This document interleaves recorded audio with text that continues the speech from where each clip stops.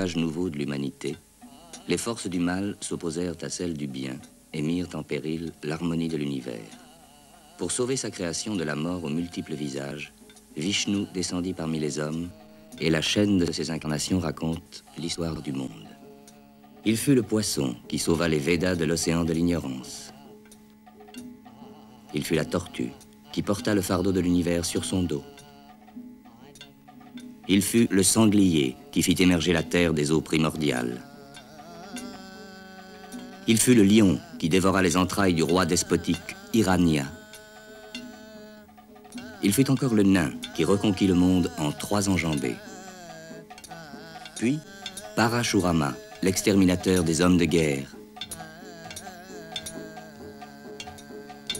Après Rama, le héros de notre histoire, il fut encore Balarama, le très sage, et Krishna, le bien-aimé. Avant que ne vienne Kalki, son dernier avatar, qui achèvera le cycle, revivons l'histoire de celui qui libéra le monde de l'emprise du démon Ravana, le noble et valeureux Rama.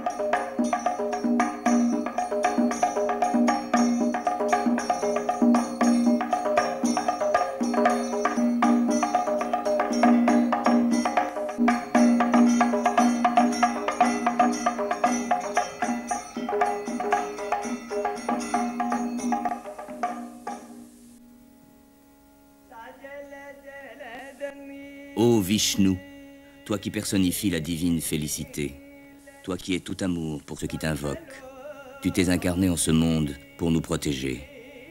Ô Krishna, fils de Vishnu, le dieu des dieux et de Devaki, ô Krishna, le sage entre les sages, tu règnes dans ta cité des mers avec les belles aux yeux de lotus. Ô Rama, fils du roi Dasharata, donne-nous ta bénédiction. Ô Rama, époux de Sita, toi dont le teint est pareil aux sombres nuages, dispense sur nous tes bienfaits.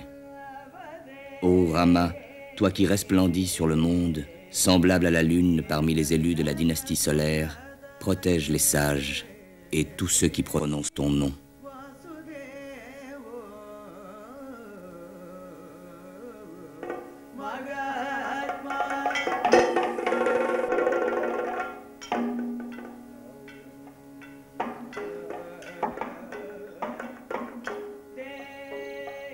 Au royaume de Koshala, le grand roi Dasharata régnait avec sagesse. Son peuple prospérait et tous étaient heureux.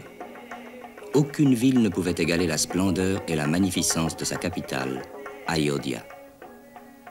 Le roi avait 3 reines qu'il chérissait tendrement. La sage Kausalya, la douce Sumitra et Kaikeyi, la plus jeune et la plus charmante. Mais son bonheur n'était pas complet. La bénédiction suprême, un fils, lui était refusée. Sur les avis de son fidèle conseiller, Vasistha, une année de prière et d'offrande fut décidée.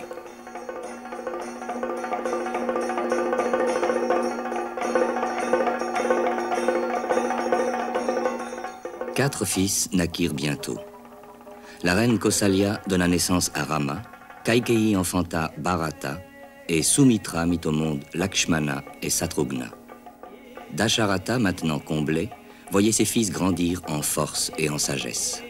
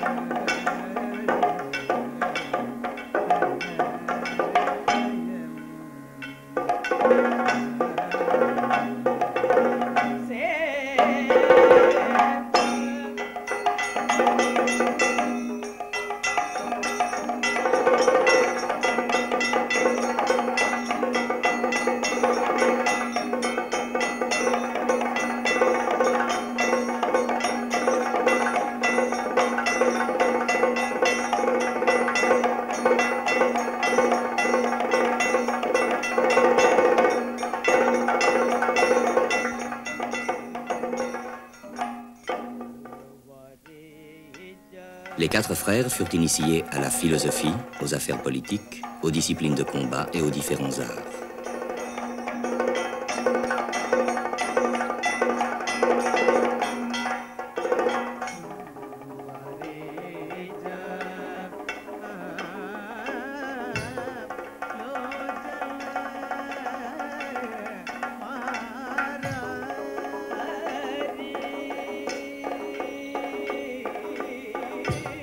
Les jeunes princes avaient beaucoup de tendresse les uns envers les autres. Une affinité naturelle rapprochait Bharata de Satrughna,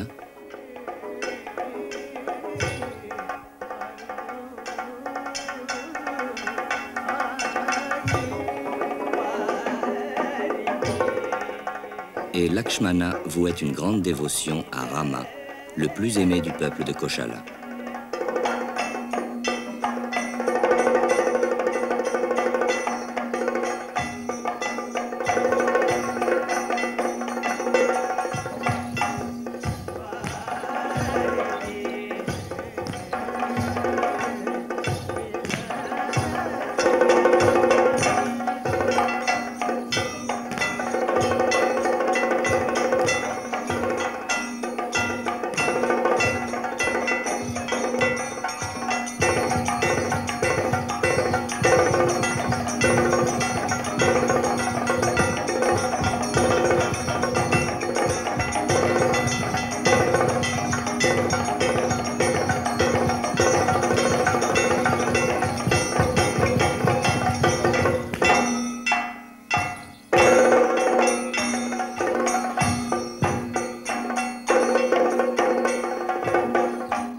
Quand Rama eut 16 ans, il quitta la cour pour suivre l'enseignement du sage Vishwamitra et apprit beaucoup de sa science. Il fut soumis à toutes sortes d'épreuves, dont l'ultime fut de bander l'arc gigantesque offert par le dieu Shiva aux ancêtres de la princesse Sita, qui lui donna son cœur avec émerveillement. Un jour, le roi Dasharata décida de laisser le trône à Rama, son fils aîné. Mais il avait oublié la promesse faite autrefois à Kaikeyi de satisfaire à 2 de ses vœux en n'importe quelle circonstance. Elle demanda que son fils Bharata fût couronné et que Rama fût banni du royaume pendant 14 années. La nouvelle sema la désolation dans toute la ville. Bharata était consterné. « Frère, lui dit Rama, accepte le royaume et accomplis l'engagement de notre père. » Bharata lui répondit, « Rama, pendant 14 années, mais pas un jour de plus, je serai ton régent. Tes babouches seront exposées sur le trône et vénérées jusqu'à ton retour. Alors, tu reprendras tes droits. » Qu'il en soit ainsi, dit Rama.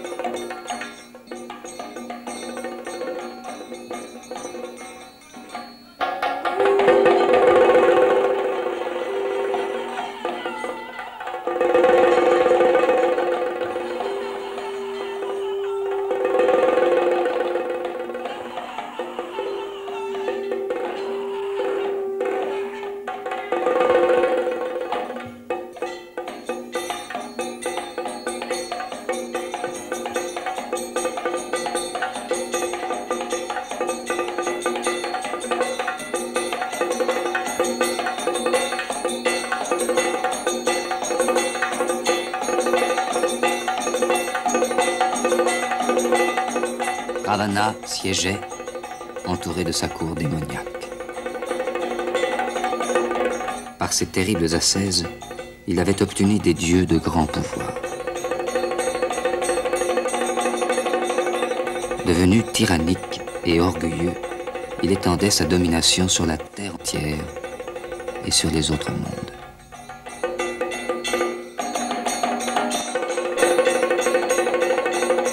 Son emprise était telle qu'il avait non seulement soumis nombre de rois devenus ses serviteurs, mais aussi les dieux qu'il avait réduits à l'esclavage. Vayu, le dieu du vent, balayait de son souffle les feuilles mortes de son jardin. Yama, le dieu de la mort, sonnait la cloche du temps.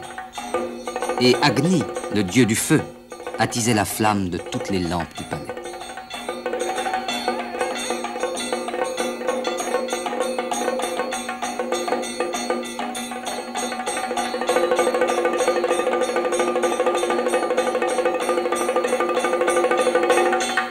La splendeur de Ravana égalait celle des dieux.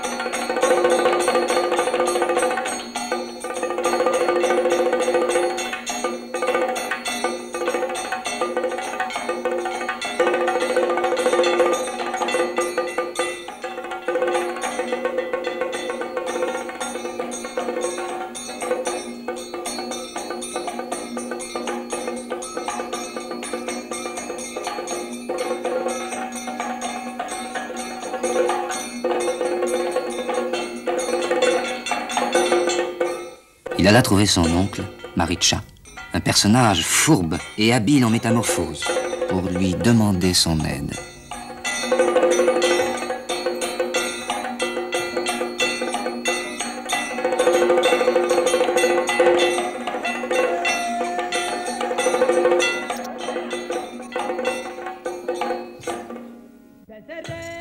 Quelle nécessité t'amène en ces lieux, ô grand Ravana? Le fils du roi d'Asharata. Je veux te parler de Rama.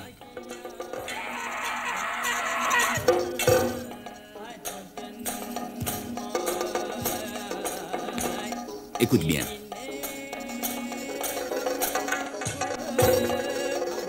En compagnie de son frère Lakshmana, il a trouvé refuge dans la forêt à Panchavati.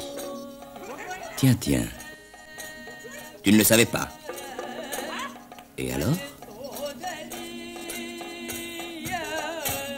Ô grand Rakshasa, Lakshmana, le frère de Rama. Eh bien, qu'a-t-il fait?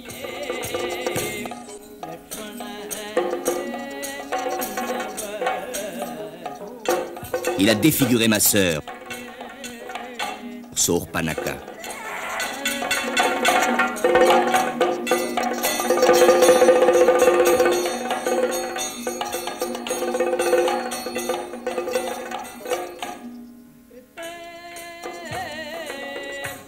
Quelle tristesse. Il lui a tranché les seins, les oreilles et le nez. Il l'a mutilé. Oh, quel grand malheur. Et ce n'est pas fini. Plusieurs de nos frères Rakshasa ont été attaqués par Rama. Encore lui.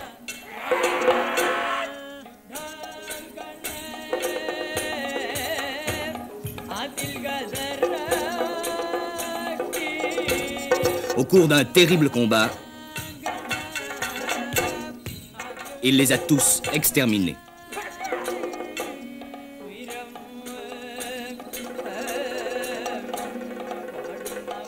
Ainsi, nos frères ont été tués. Et ils vivaient en paix dans cette région.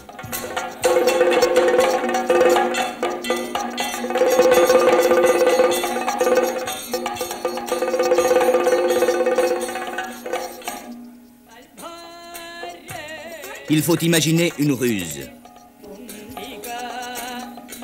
Quelques moyens ingénieux d'attirer son épouse.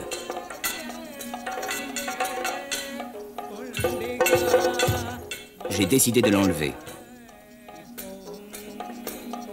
Et de l'amener jusqu'ici. Je vais, dès maintenant, me rendre là-bas, à Panchavati. Et alors, que veux-tu que je fasse? Tu dois venir avec moi.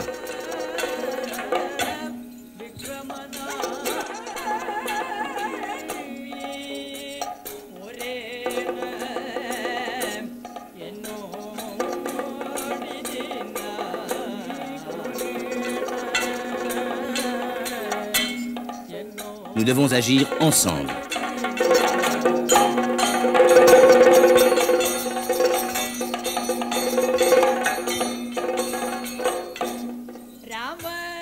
Ravana, écoute-moi d'abord. Rama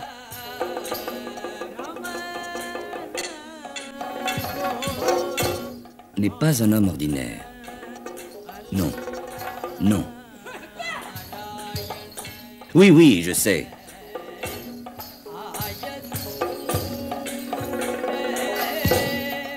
Rama est l'égal d'un dieu. Tu peux en être certain.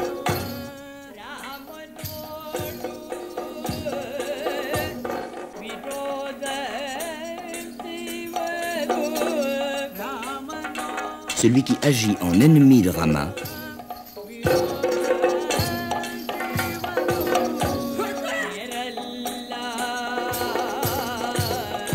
va à l'encontre des lois du Dharma.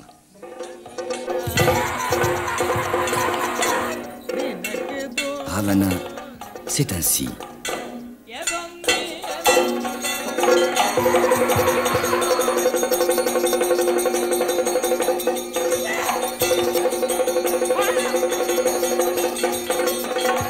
Rama n'est pas plus qu'un vermisseau. Il ne peut rien contre moi. Je suis impuissant à le convaincre. Que faire?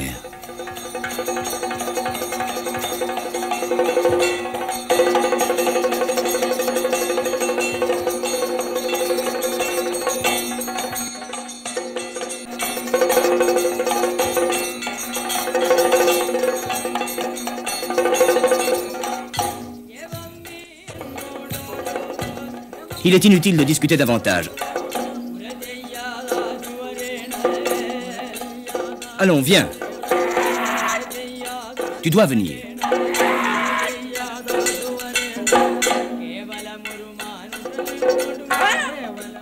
Tu sais bien qu'un homme tel que moi est invincible.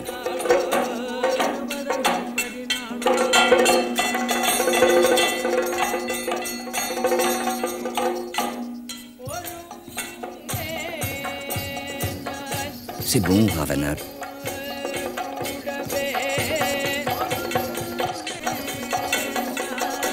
Je viendrai avec toi.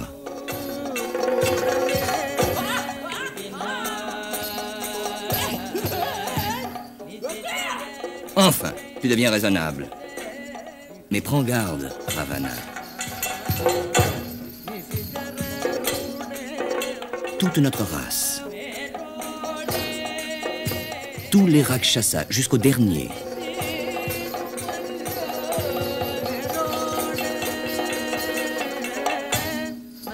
seront anéantis. C'est une certitude. Par un seul homme. Et toi, Ravana, souverain des Rakshasas, tu en seras responsable. Cela est certain. maintenant.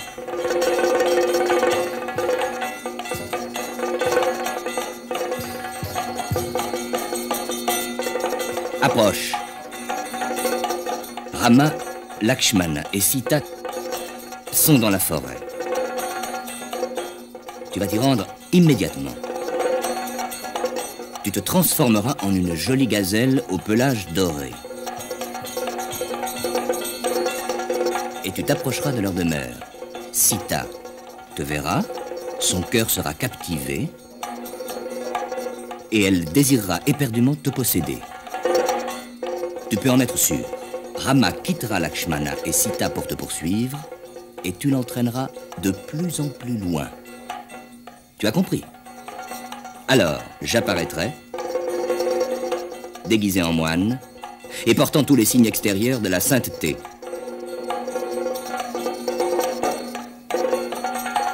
J'enlèverai Sita et l'emporterai sur mon char.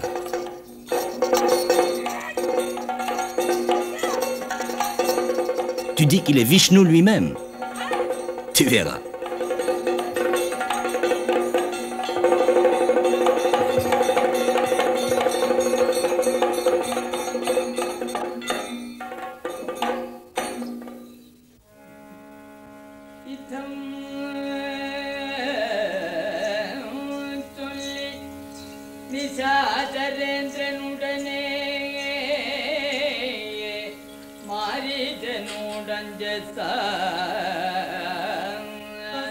Selon le plan prévu par Ravana, Maricha se dirigea vers Panchavati.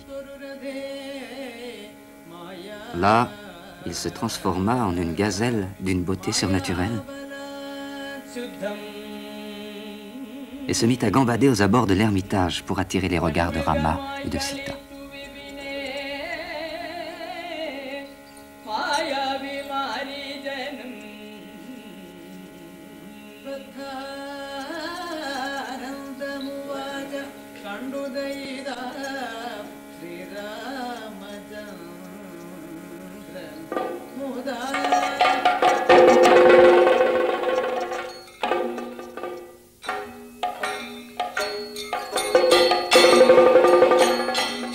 Oh Sita, vois-tu cette ravissante gazelle? Lakshmana, l'aperçois-tu?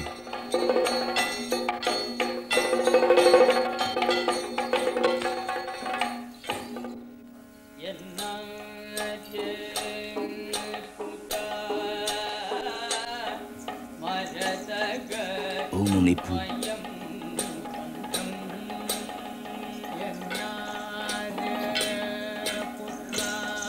tel un bijou précieux et son encolure.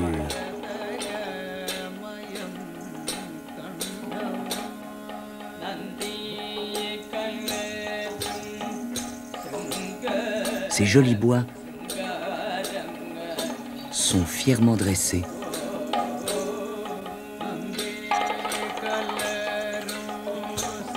Comme ils sont harmonieux.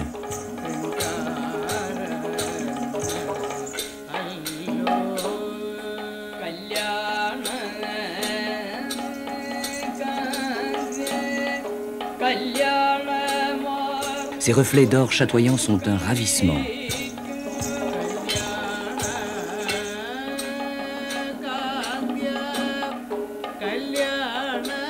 Quand elle va et vient et s'ébat,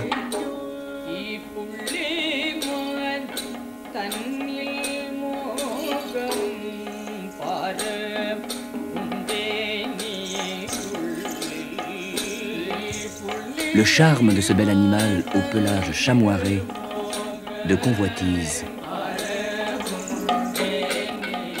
emplit mon cœur.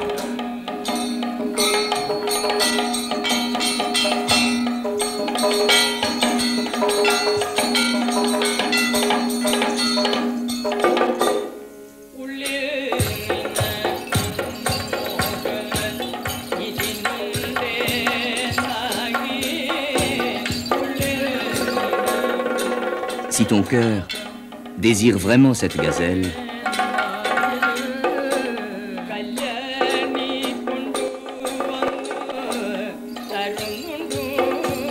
ô toi, belle entre les belles, Je la capturerai pour toi.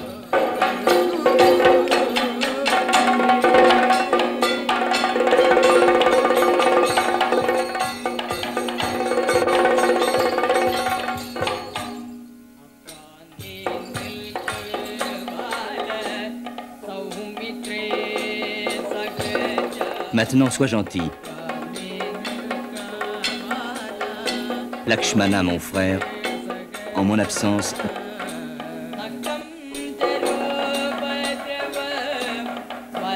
garde Sita. Car les démons, nos ennemis, sont nombreux par ici.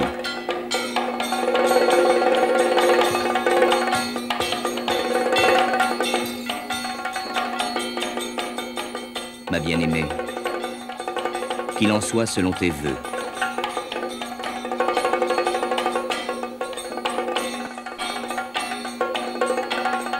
Je vais poursuivre cette gazelle bondissante. Je l'attraperai et je te l'offrirai. Frère, je compte sur toi. Ne la quitte pas et veille sur elle, je t'en prie. Sois tranquille, Rama.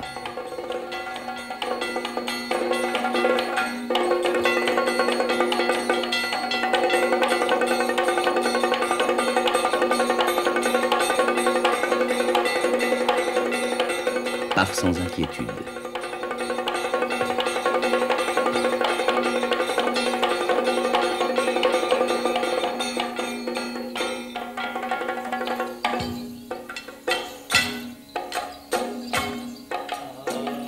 La capricieuse gazelle éloigne de plus en plus Rama de l'ermitage.